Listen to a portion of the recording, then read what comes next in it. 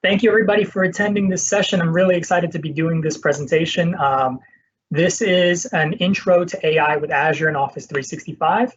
The goal of this presentation is to kind of give you guys ideas of what you can do in the workplace with artificial intelligence within the lens of an Office 365 space. So we're going to go through a few things as we go through the demo. It's going to be very demo heavy, so there's not going to be many slides. In fact, there's one more after this. So a little bit about myself. My name is Jason Rivera. I'm the organizer of this event, along with Manpreet Singh, Mike McCallion, and Tom Daly. I've been working in the SharePoint space since 2005, about a year after I graduated. I am a pre-sale solution architect for Nexanet. I also organize the Tri-State Office 365 user group. We, as a result of the pandemic, have gone completely virtual. So we still hold our events the second Tuesday of every month.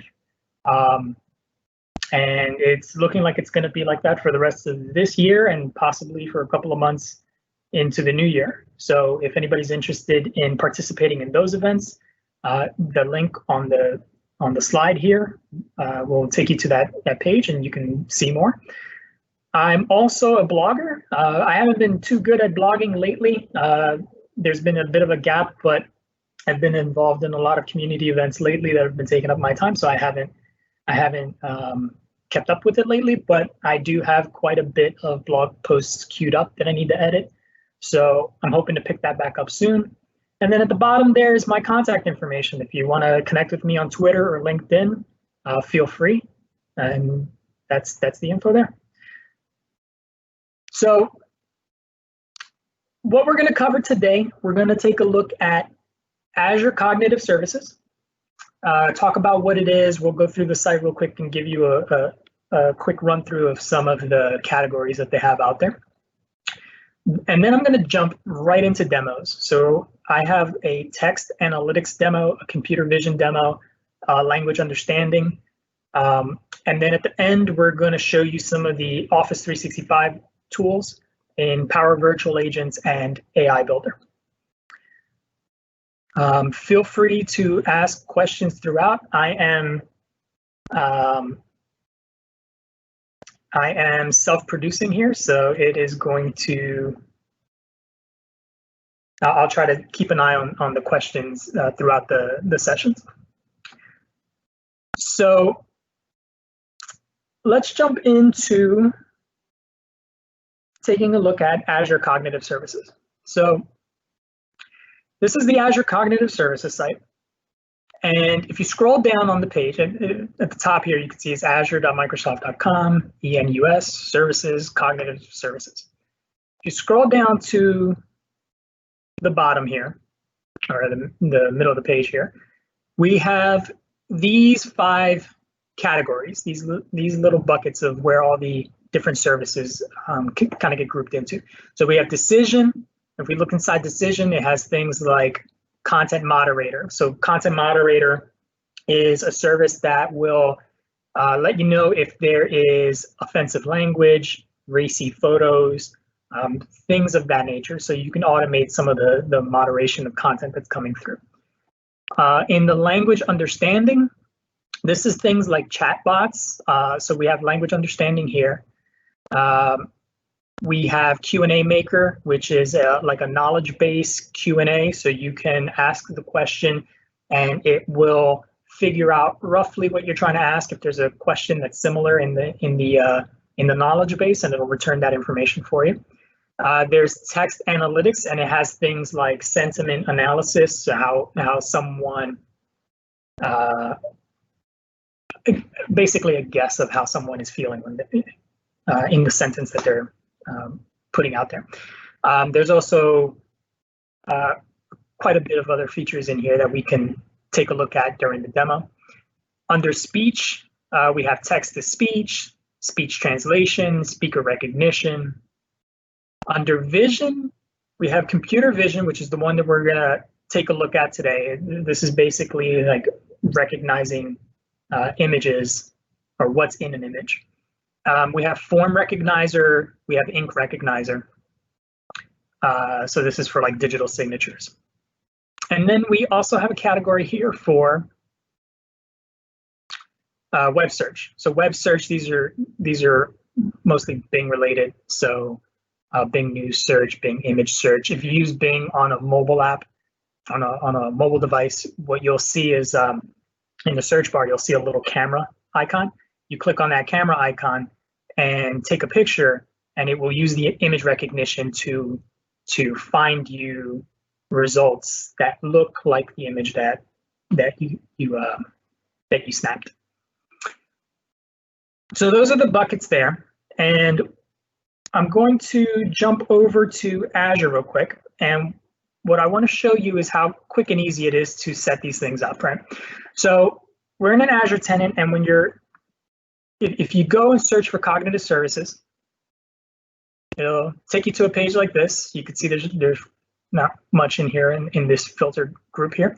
So you can create a service, and it takes you to the AI and machine learning section. So you can see there's bot services, cognitive services, there's some machine learning and other things here. So what we're interested in is the cognitive services section. So you can see some of the things that we talked about, and I'm going to click on see more so we can see the full list. And you see the computer vision is here, Q&A maker, text analytics, a content moderator, and so on. So I'm not going to go through the full process of creating it because it's actually really simple, and I don't want to create anything in this tenant here. But the steps are, for the most part, the same, right? So if I go into text analytics and I click create, I provide a name, I pick a subscription, I pick a location, then I have a pricing tier. Usually there's a free tier in there, so you could play around with these a little bit. And then you pick your resource group. Once you hit next, you get taken to a page that gives you generally 3 sections. There's a section for the endpoint that you're going to be using. There's a section for the keys that you're going to need in order to be able to use those endpoints. And then there may be a section with like additional instructions depending on what it is you're trying to create, right? So with that, what I want to do is I want to jump into the first demo that I have here. Let's see, I have the sentiment analysis. So let me pull this over here. So under the, so this demo here, basically what I built here, this was a very early project that I did. It's just a proof of concept for a blog post. There was an email that came to a group, and the tone of the email seemed a little snippy. So I thought it would be fun to test out the sentiment analysis and see if I could write maybe an Outlook add-in to score that sentiment. So what I ended up doing was building this. And if we look at the code real quick, we basically get the body of an email message and we send it to this function. Now this portion up here is basically what the service is expecting the data to come in looking like. So it's just some formatting here, but you can see that I'm passing in the email message. Down here, this is the endpoint that I was given when I created that service. And then down here is the key that I was also given when I created the service. So I have the key in a different function somewhere else on in this code here. But we pass in the fully formatted data. And if everything succeeds, what ends up happening is I get some results, and in the results, I get a score. And then I can do whatever I want to do with that score. So then I use that score to set a chart. So I'm going to hit start here. And what it should do is it should open Outlook for me.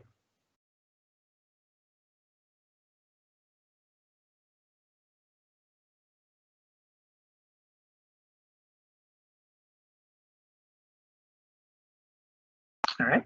So now I mentioned this is a Outlook add-in. So if I hit new message and I type into the body 65 Philly virtual is great.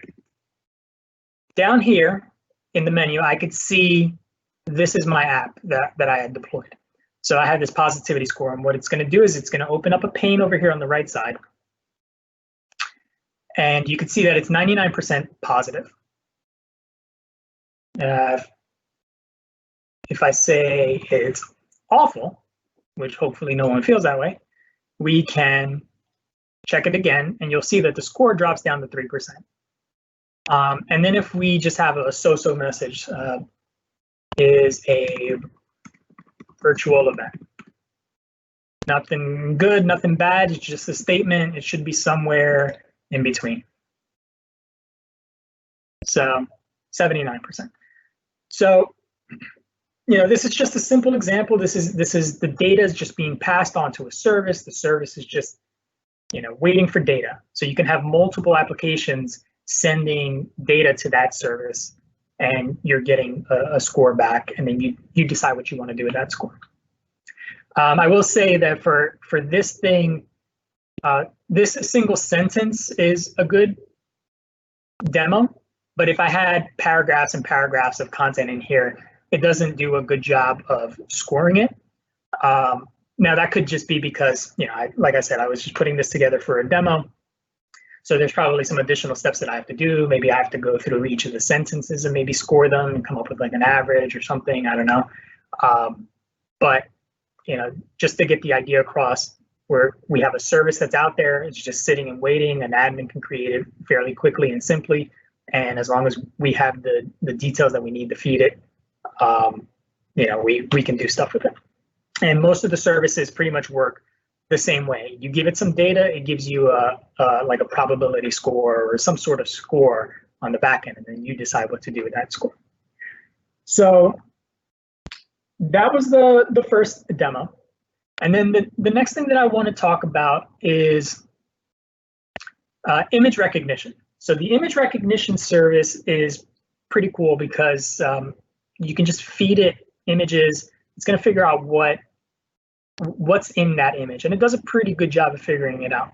So in this example here, I had a customer who they had a central marketing department, and they had offices all throughout the United States, and each of those offices had their own little teams where they would put out some collateral to their communities. So the centralized marketing department was looking for a digital asset management system. And I created this demo for them. And basically the problem that they were having was they were not able to tag the amount of images that they needed to tag. And when they were tagging them, they weren't able to really tag them with relevant enough information. So, an office in New York versus an office in Georgia would search for similar things, maybe use different keywords, and they'll get different results there. So in this example here, what I did was I created a flow, and what I'm doing here, if we walk through it, is I'm listening for a file that gets created in my image recognition folder. I'm then getting some information about those files.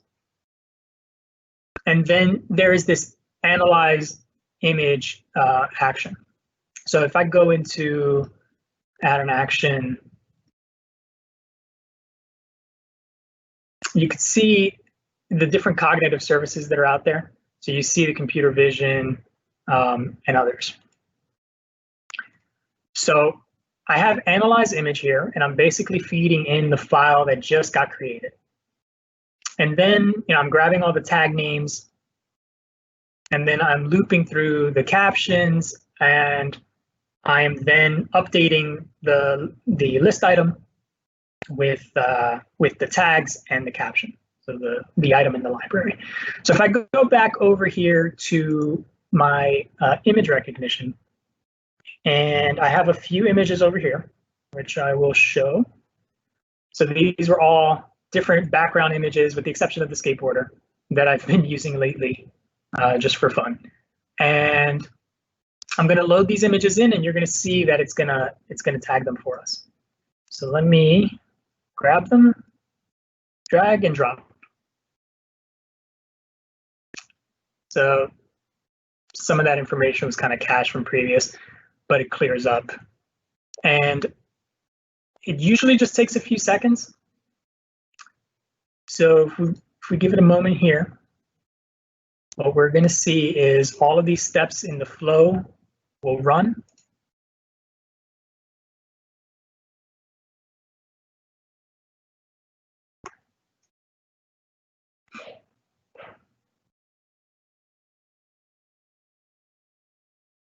And there you have it. So if we pick one, right? So this one down here, I like picking because it recognized the celebrity that was in the photo and put that celebrity's name in the caption. So the caption is Bob Ross standing in front of a mountain. So if we look at the image, you can see Bob Ross in front of a mountain that he's painting. So it's not perfect, it's technically correct, but it got you started, right? You don't have to sit there and type in something for everything. You can get started and maybe you can go back and you can revise it if necessary, but you can put hundreds of images in here and they'll get tagged for you. And then over here on the right, you can see all the different tags that it's providing. Person, man, outdoor, front, standing. This is all the image recognition service figuring out all of the elements that are in the picture and tagging them appropriately. Now, sometimes you'll get some weird answers in here or some weird results, which is fine, because if you're doing it in volume, you want to put something in there that's searchable. Now, when I built this demo, and this was a while back, there wasn't the ability to easily create keywords. So right now it's all listed in as text, but if, I'm not sure if that's been updated since, but if it would be better if these things were keywords, because then you can filter for the different options. Okay. So let's see. So we've seen sentiment analysis so far. We've seen image recognition. And the next thing that we want to talk about is language understanding. So the language understanding intelligent service, or LUIS. So before I jump into the demo that I have here, what I want to show is a slightly older, and actually I have first demo still running, so I'm just going to shut this off here. And here's a bot.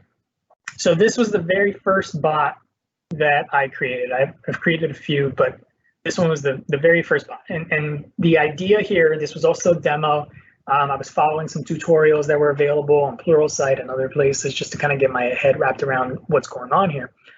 And the idea that I had in the beginning was it would be cool if we had like a chat bot for work where you can direct all your questions to as a first line of defense before you actually start bothering the service desk people or anyone else from different departments, right? So if you got HR questions, you just go to the bot first, and if you don't get your answer, then you go to HR. If it's a simple help desk ticket, the bot could triage it, or if it's something simple, it could answer the question for you instead of you taking time away from the internal staff.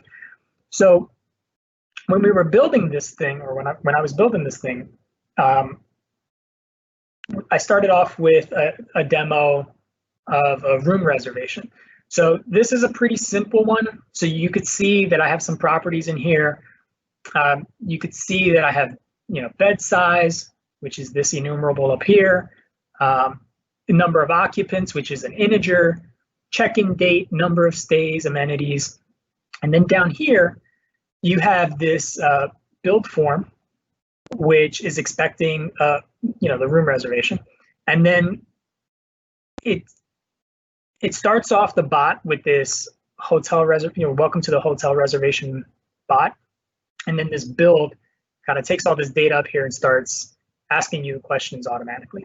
Now, there are more complicated examples, and if I were to, let's say, jump over to the help desk ticket, again, this is a demo, so ignore the sloppiness that's in here. But you could see that it's involved. It can get involved. There's a lot of different things that you can do with it. In this case, I was like creating a planner plan and doing all sorts of things. So these things can be complicated to build. But part of the appeal of the low-code, no-code solutions that Microsoft gives you is that you could potentially have a power user build these applications for you. So I don't have the actual demo environment anymore for that bot. That was a really old bot that I created maybe like 2 years ago.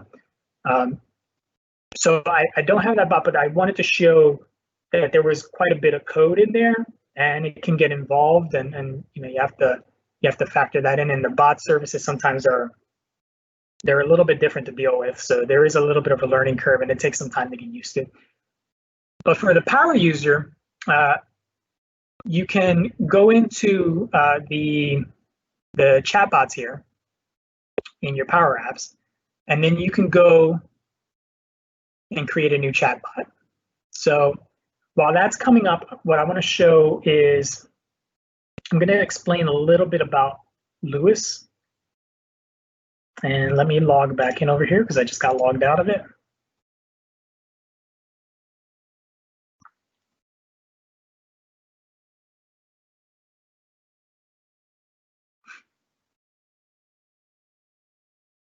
Almost there. Here we go.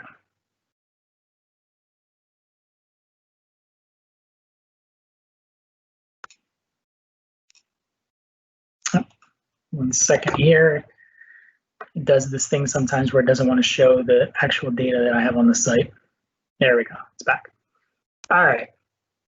So with the language understanding intelligence service, what you're doing here, there's this concept of an intent. So what is it that the person intends to ask you about, essentially?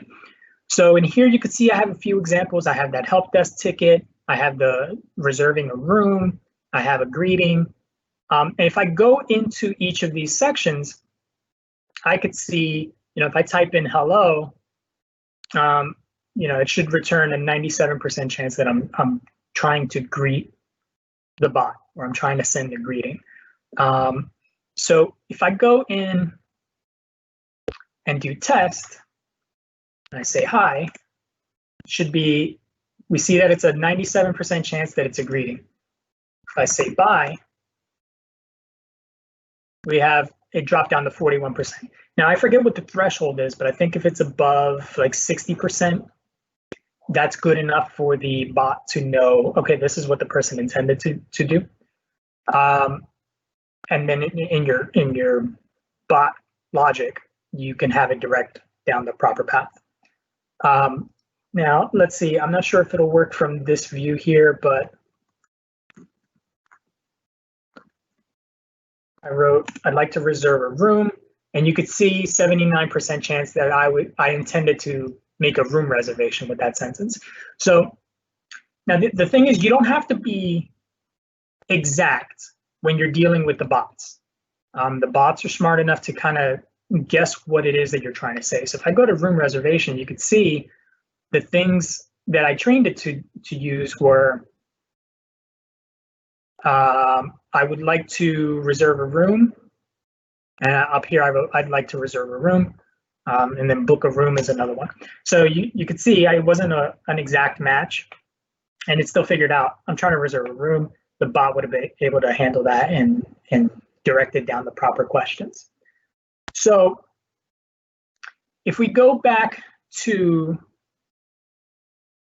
the chatbots over here in the Power Virtual Agents, I basically tried to do the same thing. So it was referred to as intents in the old Lewis. If you go in here, it's referred to as topics, but it's the same thing. So once I load these topics, you can see I have a help desk topic. I have a room booking topic. If I click on help desk, you could see that I trained it with a few items in here. I need to create a service ticket. I need help. I'd like to submit a ticket. So now if I go down here to this chatbot and test it, I could type in help desk ticket, and it should be able to pick that up, and it did. So you can see help desk ticket is not in here. The bot knew this is most likely what the person entering the information was looking for, and it takes you down this path. So now if we go into the go to authoring canvas over here, this button over here, what we're going to see is a workflow style solution over here, right? So her diagram. So you could see I passed in the information. You could see the trigger words that it would have been expecting, and you could see that I was close to the trigger word. And the very first step here is to greet the person who is sending you the question. So, hi, I'm the help desk bot. Down here, you could see, hi, I'm the help desk bot. The very next thing is it's asking you for a title. So here's your title, and then it stores that value into a variable. So if you think about, if you're calling a service desk, you know, they have a form in front of them and they're filling out the fields as they go, right? So the bot is pretty much handling that for you. So I'm just going to go continue answering these questions here. So I'm going to say the title is broken laptop. And I hit next. And now it's asking how I would categorize the issues. Since this was choices, I could see them in button forms. I could type in the text or I can click on the individual buttons. So I'm going to say it was a laptop / PC equipment issue. Then it's going to ask me, you know, what the priority level is.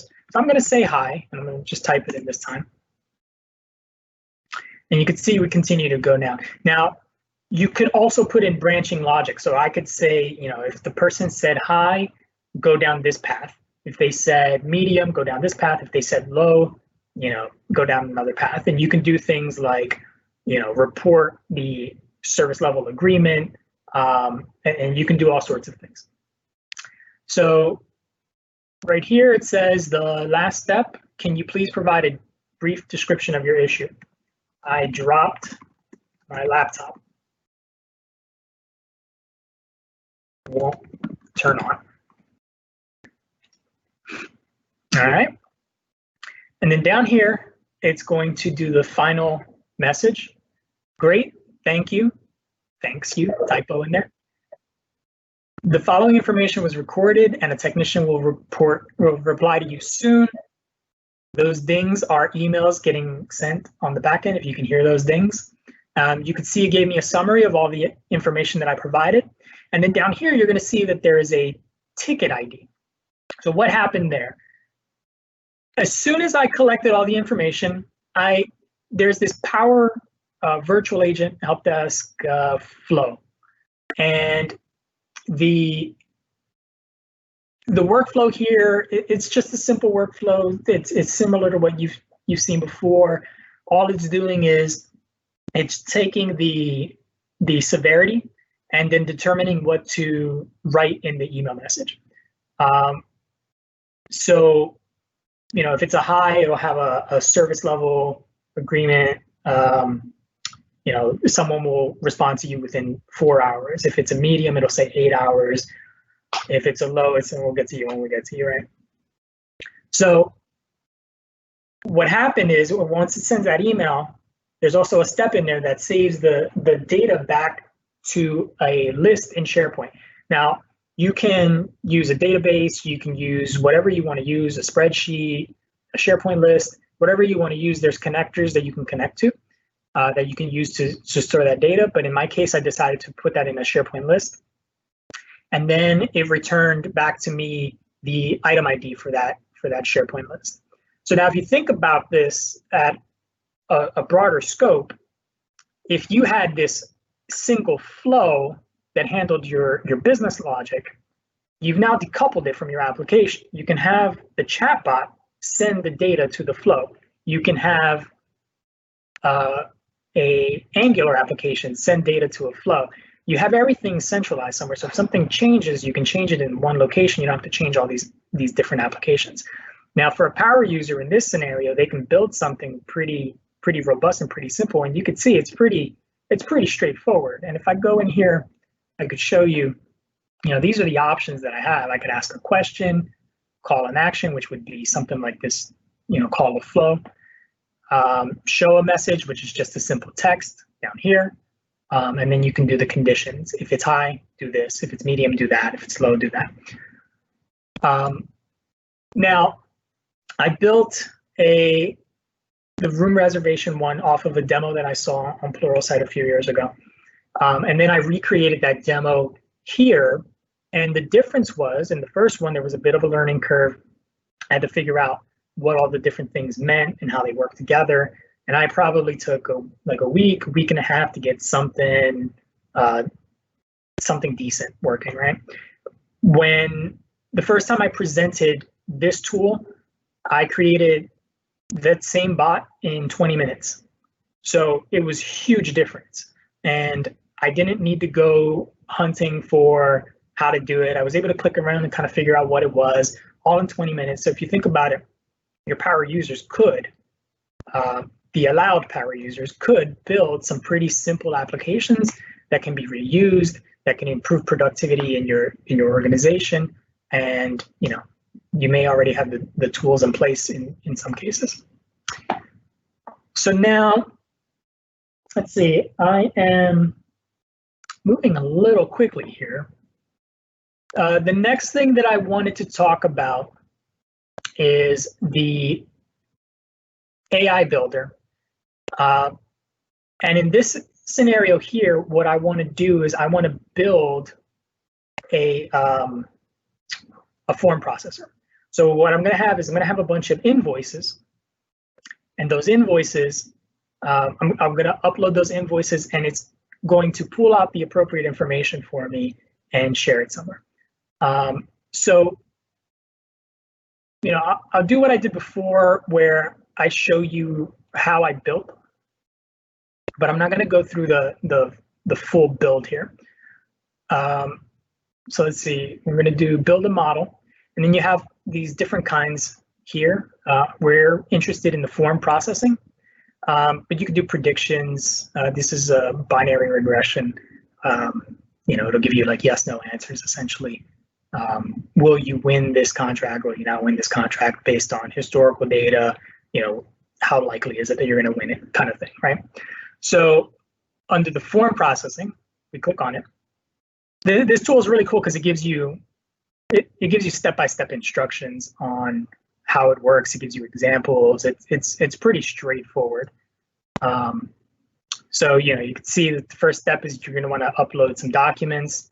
You're going to import. You're going to select the important areas that you want to train, and then you're going to publish the AI. So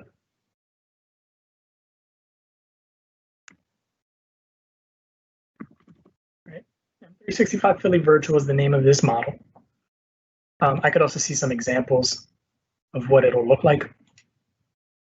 You could see all the different mortgage statements. I could say this is where I'm expecting the value to be, right? And then best practices would be things like make sure that the layouts are the same, make sure there aren't any check boxes.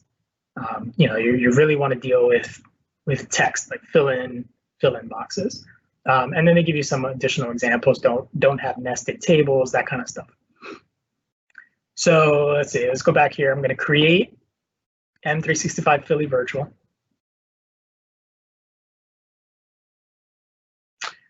And next up, it just wants you to add the document. So I'm going to hit add document, upload from local storage. And I already have a bunch of invoices that I set up already. I'm going to hit open.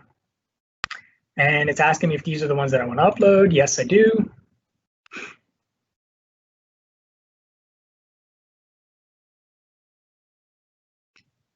All right, so now the documents are in here, and I'm going to tell it to analyze the documents. And this takes a second or two. So what I think I'm going to do here is I'm going to load up a document for now. Then we'll go back and we'll take a look at the service as it's building, and then we'll kind of go back and forth a little bit here. So hopefully it's not too confusing here. So I'm going to grab my invoices, and I'm going to drop invoice 5. And what I'm going to hope that's going to happen is that it's going to go into the invoice, and it's going to extract the invoice number, the client name, client company, and the service that was offered. And there is a workflow that manages a lot of this work here. So I'm going to hit edit here so you can see the workflow.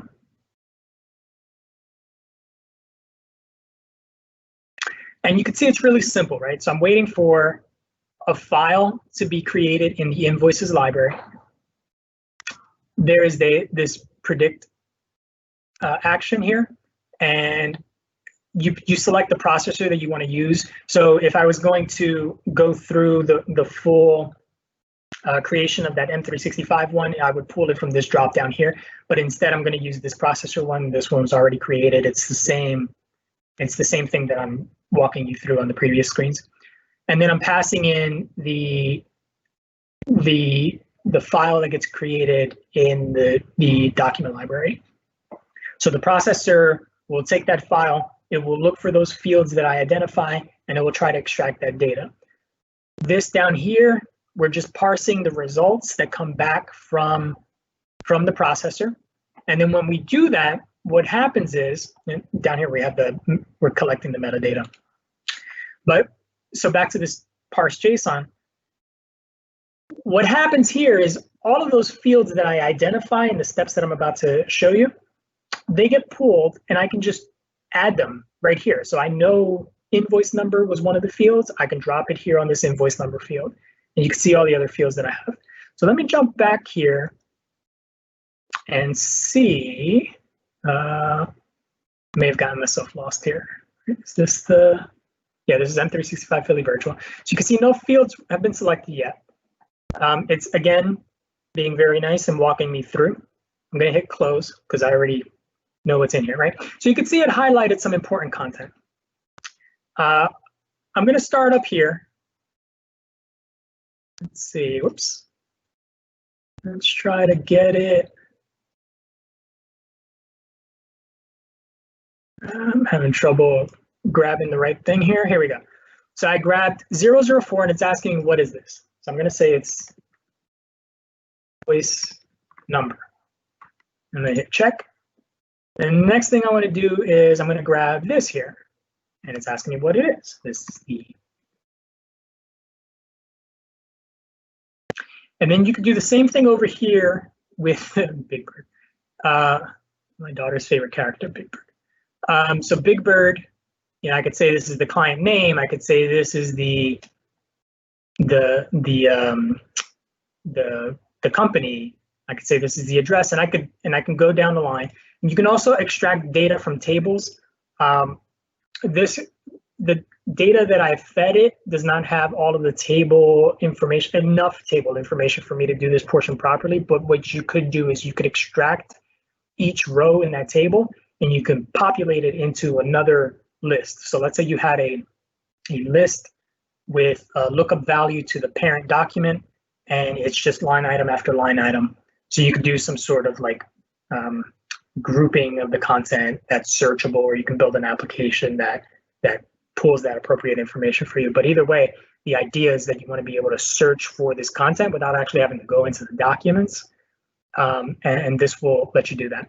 So once you do that, you confirm the fields. It asks you to do it a few times, and then your model is ready. So you can see down here at the bottom, it's asking you to do it for the second, third, fourth, and fifth document. And it's the same thing. You just go through, you start selecting the fields, and you tell it this was the invoice number, this was the invoice date, and so on, right? So that takes a while to analyze sometimes.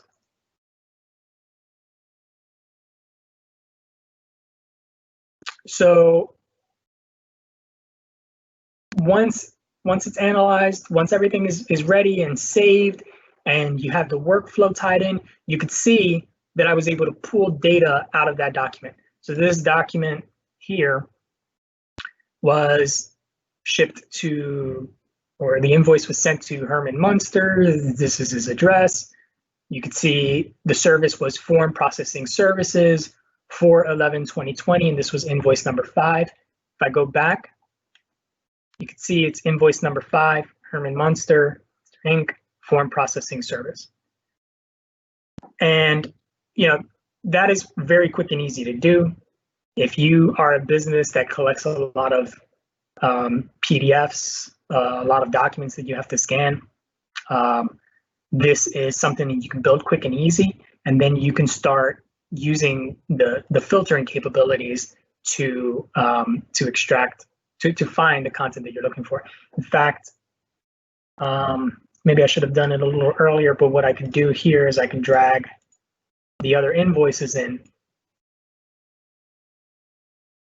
And this one tends to be a little bit faster than the image recognition service. So I don't expect it to take too long here. We can refresh a couple of times and see if it pops up here.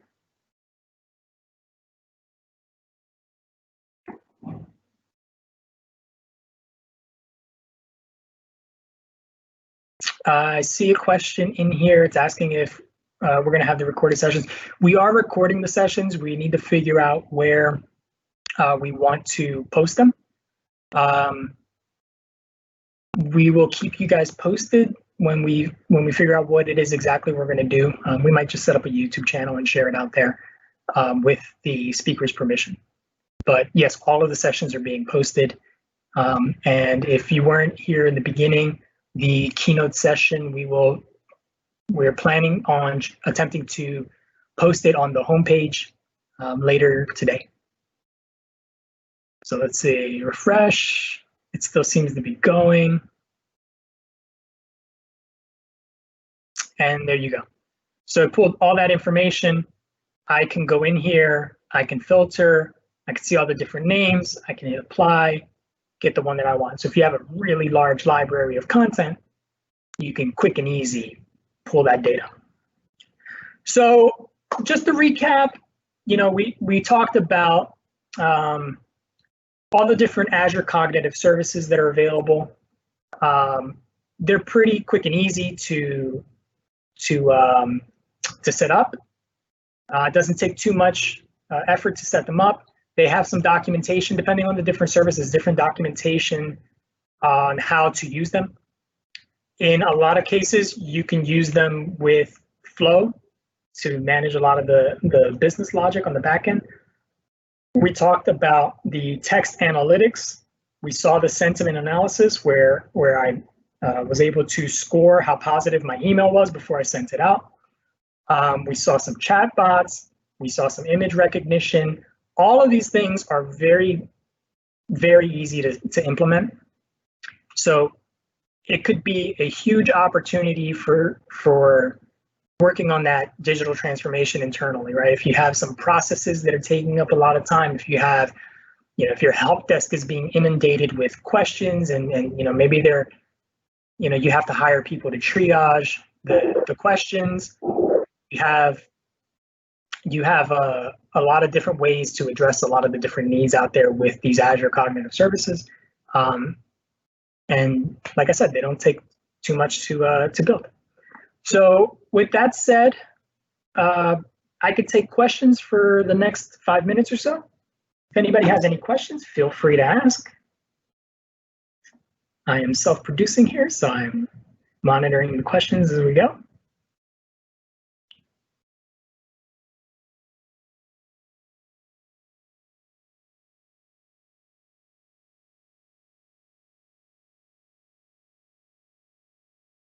And while we wait, I just want to say thank you to the sponsors. These events, these sponsors support these events, and because of these sponsors, we're able to make them free for you. So thank you for their support in getting these things to happen. And we also have feedback forms. It's the same feedback form for everyone. If you guys can fill out the speaker feedback and the event feedback, it will help us in refining our presentations and refining the event. So event feedback, maybe don't have a recorded keynote session playing up top, or do some additional verifications up front. So you don't have to put that one in there. I got that one already. At the moment, I don't see any questions, so I think we can wrap it up here. Thank you, everybody, for attending. I hope you find the sessions throughout the next 3 days to be informative and valuable to you. Again, thank you very much, and I'll see you around.